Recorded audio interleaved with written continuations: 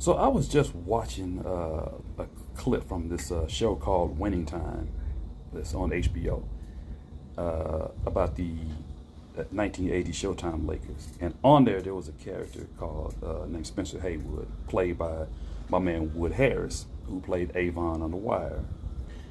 And in there, he's talking to Kareem about Kareem Abdul-Jabbar about how he grew up in Mississippi.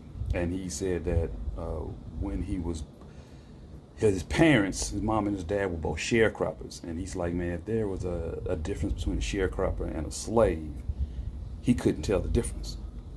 And he's like, and he was born in a barn, the same place where the sheep and the cows and everything else was born in. And when he was born, his mother and grandmother and everybody came over and looked at him and looked at his hands and his fingers and everything like that, and was like, man, this boy's gonna be special, man. I've never seen fingers this long, man. You know, he's gonna be here to do great things in the future.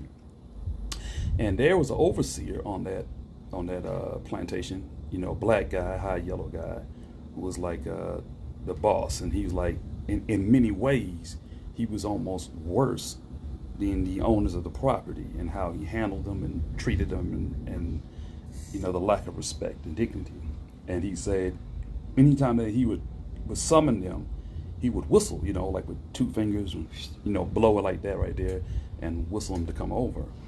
And so he like, that was the first time he ever remembered, the whole first sound he ever remembered as a kid growing up was that whistle.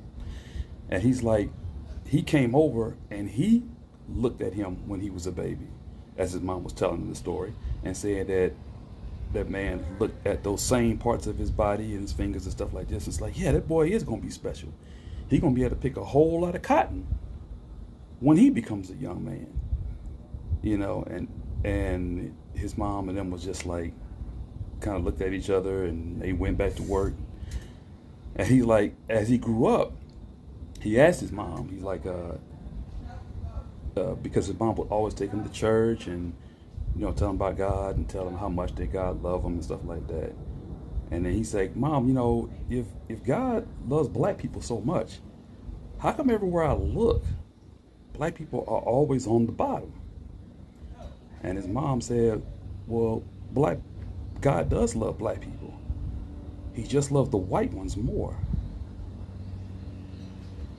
And I heard that, I'm like, what the hell? I'm still having